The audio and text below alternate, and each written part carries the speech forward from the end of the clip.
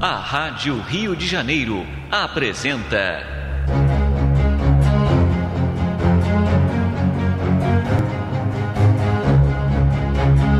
a atualidade da mensagem de Chico Xavier.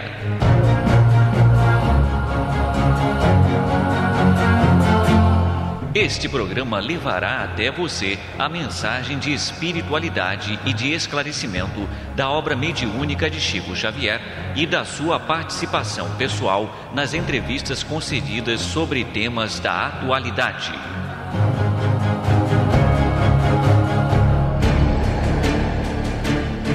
O nosso programa de hoje relembrará temas como a vida em Marte, por exemplo, fotografia espiritual e aborto, dentre outros, abordado pelo nosso irmão Francisco Cândido Xavier durante o ano de 1971.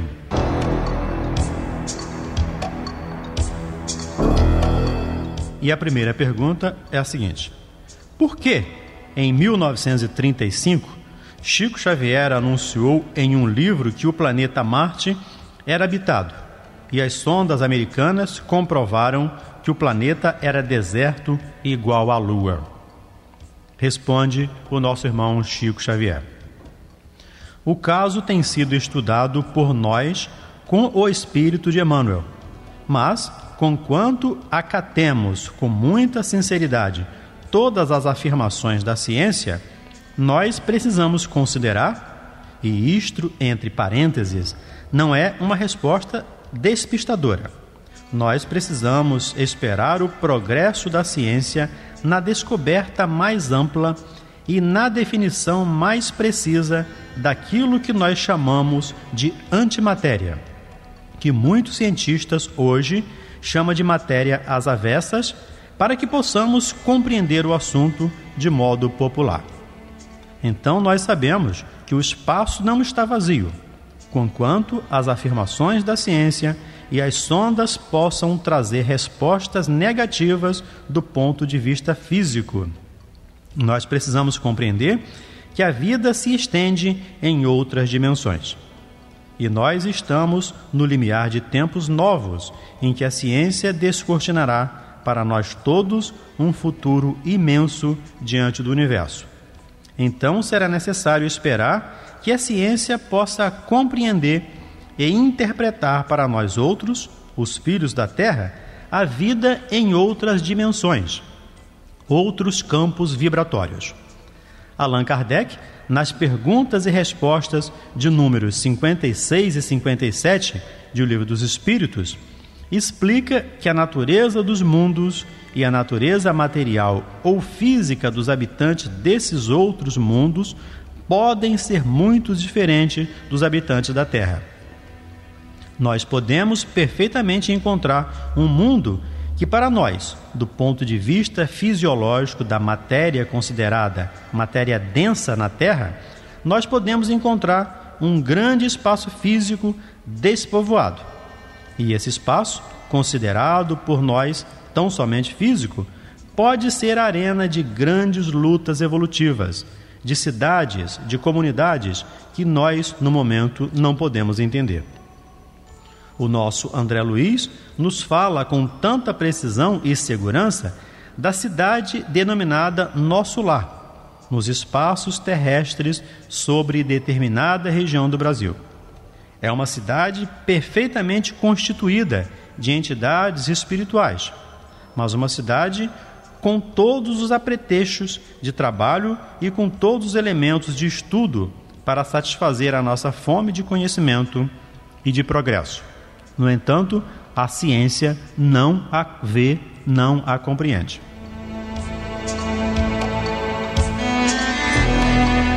A próxima pergunta, feita ao nosso irmão Chico: como Chico Xavier explica a fotografia tirada por um espírita de um espírito? Responde o médium de Uberaba.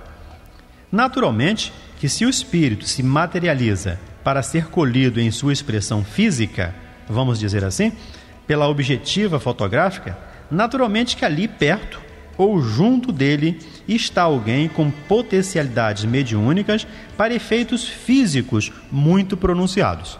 Daí poder o espírito ser materializado e fotografado como qualquer uma outra matéria.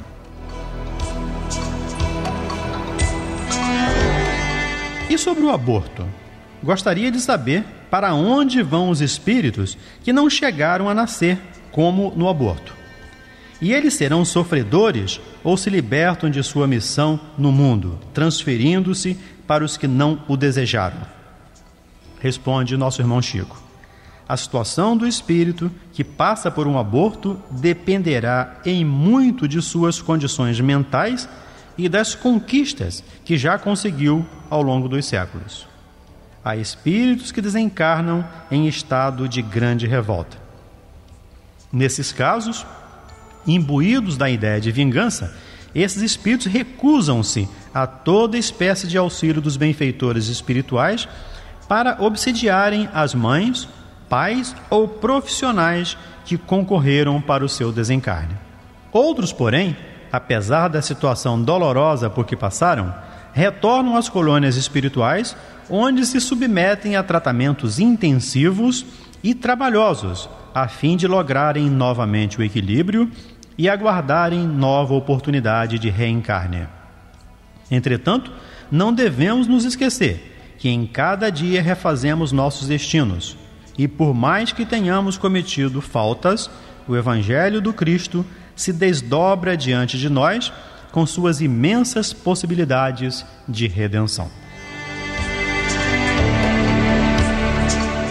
E o que acontece, pergunta-se ao Chico, com uma pessoa que tem sua vida tirada por outra?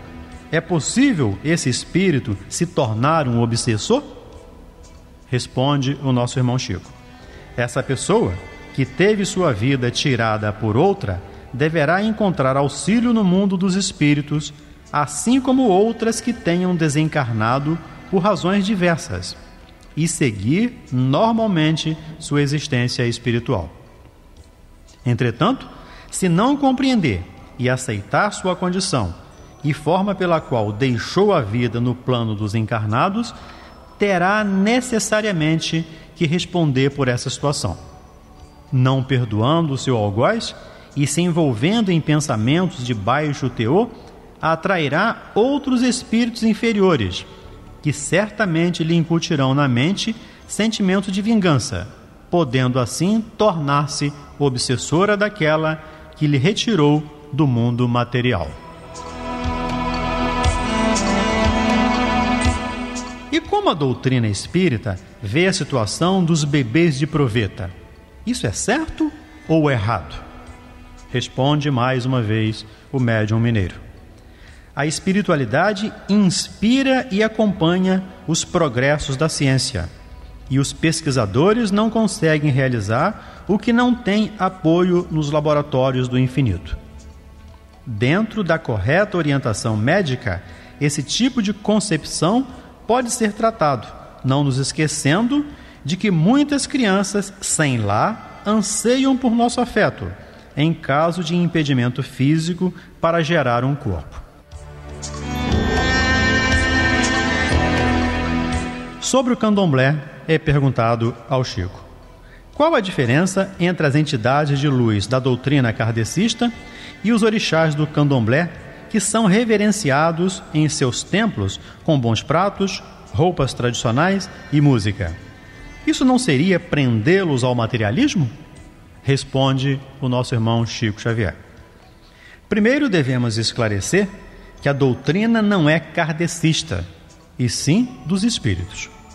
Allan Kardec foi o codificador dessa doutrina, ou seja, através de método científico, reuniu e compilou, com a ajuda de vários médiuns, as informações que hoje conhecemos editada nos livros básicos da doutrina espírita. Quanto à diferença entre entidades de luz, ou seja, espíritos de luz, e os orixás do candomblé, esta reside no fato de que os espíritos de luz encontram-se em elevada condição de evolução moral, estando, portanto, livres das sensações materiais. Sem dúvida que as oferendas que recebem os orixás os prendem à matéria. E sobre o karma?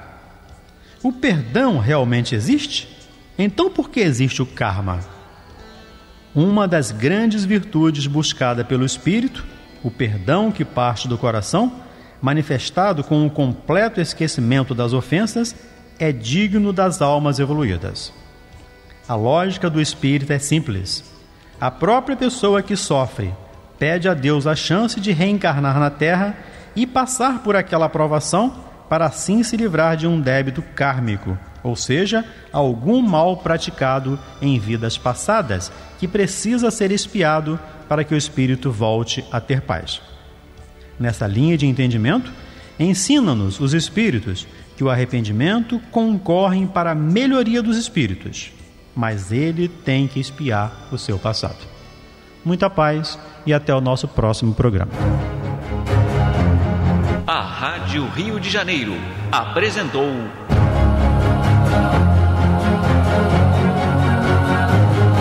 a atualidade da mensagem de Chico Xavier.